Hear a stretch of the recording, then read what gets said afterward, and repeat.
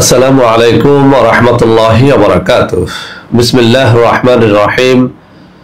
আলহামদুলিল্লাহি রাব্বিল আলামিন ওয়াল আকিবাতু লিল মুত্তাকিন ওয়াসসালাতু ওয়াসসালামু আলা নাবিয়্যিহি মুহাম্মাদিন ওয়া আলিহি ওয়া আসহাবিহি আজমাইন, আম্মা বা'দ।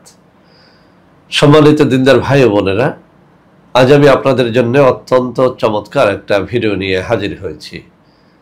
বন্ধুরা আমার, আপনারা জানেন গত কয়েক বছর পর্যন্ত আমি বাংলাদেশের বিভিন্ন প্রান্তে সফর করে বেড়াচ্ছি। আলহামদুলিল্লাহ, যেখানেই যাচ্ছি অসংখ্য অগণিত ভাই ও বোন আমার সাথে দেখা সাক্ষাৎ করে তাদের নানা রকম সমস্যা আমার সাথে শেয়ার করে যাচ্ছেন। আমিও আমার সাধ্যানুযায়ী তাদের সাহায্য করে যাচ্ছি। বন্ধুরা আমার, আল্লাহ রব্বুল আলামিনের কাছে এই প্রার্থনা করি, আল্লাহ রব্বুল আলামিন যেন আমাকে আমৃত্যু মানুষের খেদমতে নিয়োজিত রাখেন, আমিন। বন্ধুরা আমার, আমরা যখন বিভিন্ন এলাকায় যাই, নানান রকমের মানুষ নানান সমস্যা নিয়ে আমাদের সাথে কথা বলে থাকেন। তো বন্ধুরা আমার, ইদানিং কিছু বোন অত্যন্ত কিছু কষ্টের কথা আমার সাথে শেয়ার করেছেন এবং বলেছেন যে স্যার, বিষয়টি এমন যে কারো কাছে শেয়ারও করা যায় না, কিন্তু আমরা চাই একটা সহি আমল, যে আমলের মাধ্যমে সত্যিকার অর্থেই এই সমস্যার হাত থেকে আল্লাহ রাব্বুল আলামিন আমাদেরকে মুক্তি দান করবেন।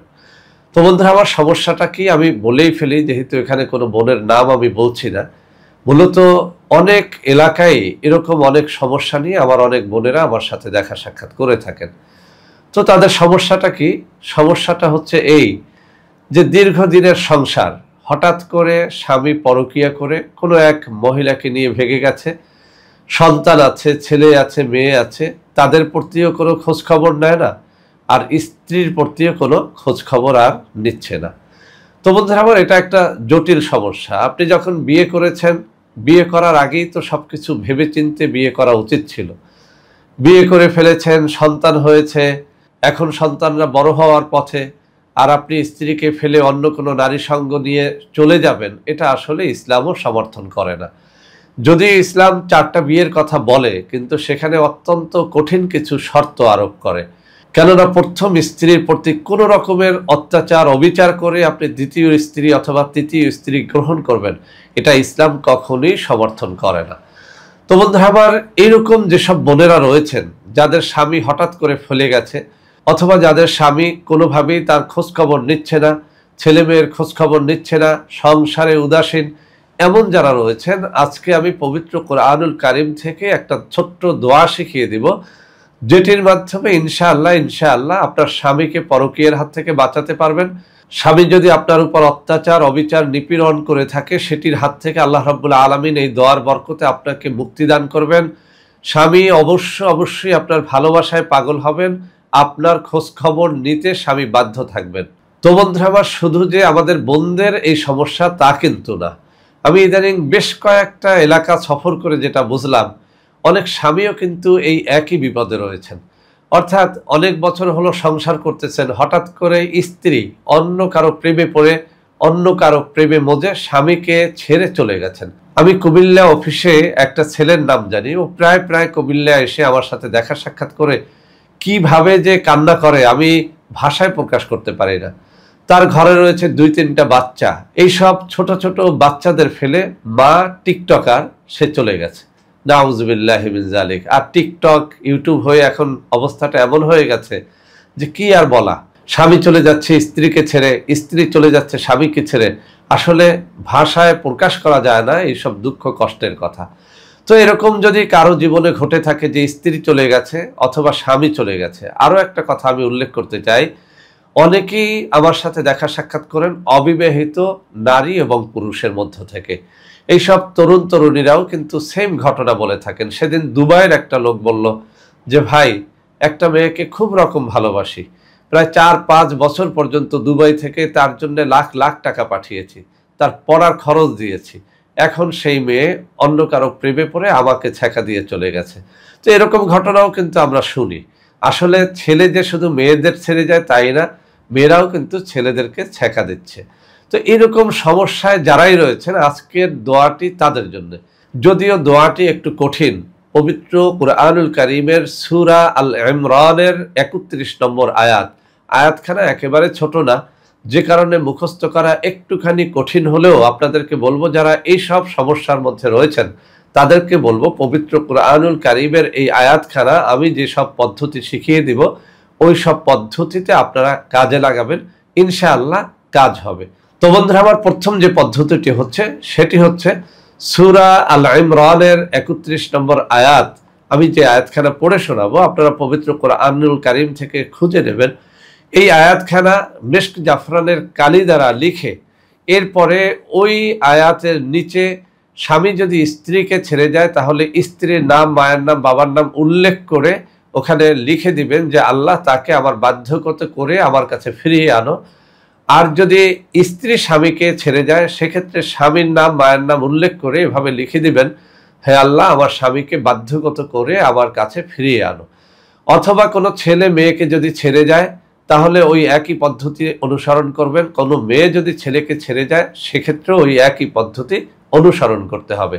তো বন্ধুরা আমার, এই গেল তাবিজের বিষয়। এরকম একটা ছোট্ট তাবিজ লিখে কোনো একটা পবিত্র দিনে লেখার চেষ্টা করবেন। শুক্রবার দিনে সব থেকে ভালো হয় ভোর রাত্রে 2 রাকাত তাহাজ্জুদের নামাজ পড়ে আল্লাহ রাব্বুল আলামিনের দরবারে কান্নাকাটি করে মনের কথাগুলো বলে তারপরে এই নকশাটি লিখে তাবিজের মধ্যে ভরে আপনি যদি আপনার সাথে রাখতে পারেন, ইনশাআল্লাহ আপনার কাঙ্ক্ষিত ব্যক্তিটি, সে ছেলে হোক বা মেয়ে হোক, স্বামী কিংবা স্ত্রী হোক, সে আপনার দিকে ফিরে আসতে বাধ্য হবে ইনশাআল্লাহ। এটি বহুবার বহুজনকে দিয়ে পরীক্ষা করেছি, আলহামদুলিল্লাহ কাজ হচ্ছে।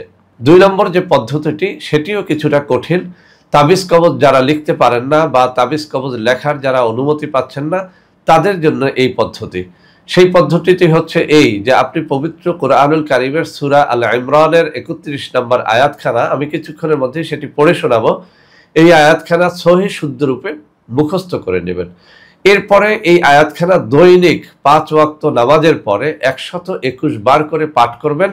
পাঠ করার আগে দুরূদ শরীফ পড়ে নেবেন, শেষেও দুরূদ শরীফ পড়ে নেবেন এবং সর্বশেষে আপনি মোনাজাতের মাধ্যমে আল্লাহ রাব্বুল আলামিনের কাছে আপনি বলবেন যে আল্লাহ তুমি অমুককে আবার বাধ্যকতা করে আমার কাছে ফিরিয়ে এনে দাও।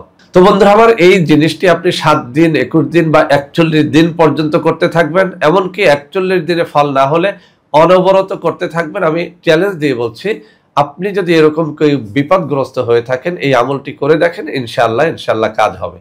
3 নম্বরে যে পদ্ধতিটির কথা আমি উল্লেখ করতে চাই সেটিও এই পদ্ধতিরই কাছাকাছি। সেটি হচ্ছে প্রতি জুমাবারে জুমার নামাজের পরে মহিলা হলে ঘরে বসে আর পুরুষ হলে জুমার নামাজের সালাম ফিরানোর পরে 500 বার প্রতি জুমায় পড়বেন। এভাবে 7 জুমা এমনকি 21 জুমা পর্যন্ত পড়তে থাকবেন। ইনশাআল্লাহ এটির মাধ্যমে কাজ হবে। তবে ওই আগের পদ্ধতির মতো শুরুতে দুরূদ শরীফ, শেষে দুরূদ শরীফ পড়ে মোনাজাত করে কান্নাকাটি করে আল্লাহ রাব্বুল আলামিনের কাছে আপনার কাঙ্ক্ষিত ব্যক্তিকে ফিরিয়ে আনার বিষয়টি মোনাজাতে বলতে হবে। 4র্থ যে পদ্ধতিটি সেটি আরেকটু কঠিন।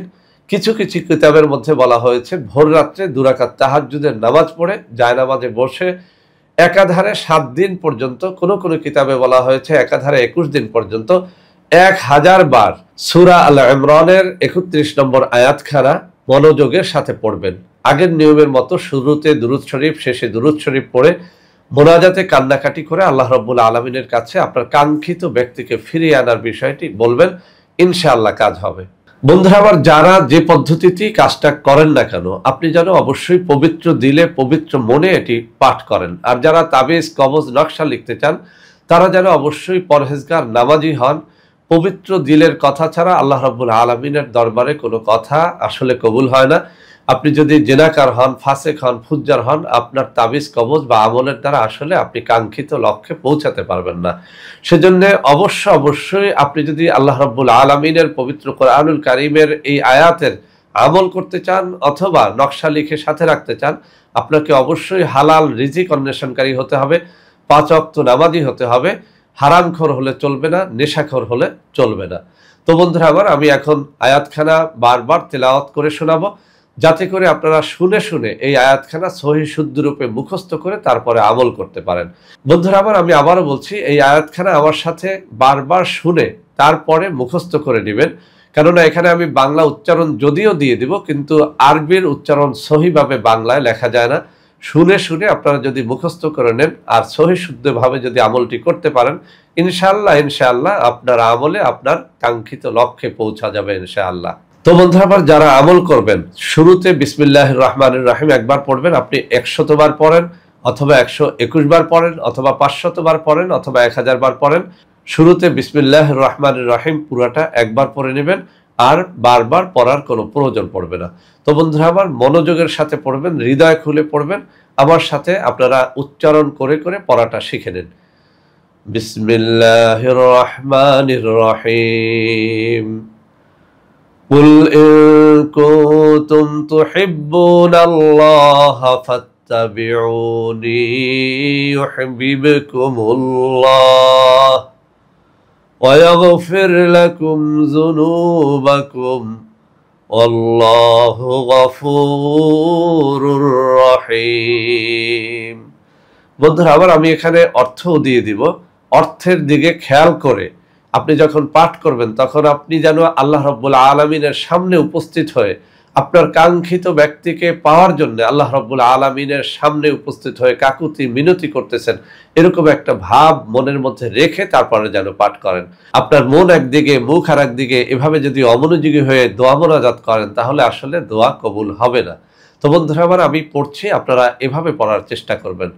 বিসমিল্লাহির রহমানির রহিম। কুল ইন কুনতুম তুহিব্বুনাল্লাহা ফাত্তাবিউনি ইউহিব্বুকুমুল্লাহ ওয়া ইয়াগফির লাকুম যুনুবাকুম আল্লাহু গফুরুর রহিম।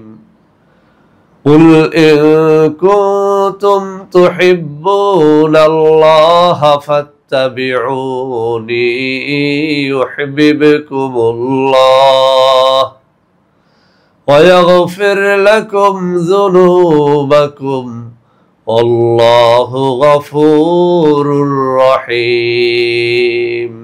কুল ইন কুনতুম তুহিব্বুনাল্লাহা ফাত্তাবিউনি ইউহিব্বুকুমুল্লাহ ওয়া ইয়াগফির লাকুম যুনুবাকুম আল্লাহু গফুরুর রহিম।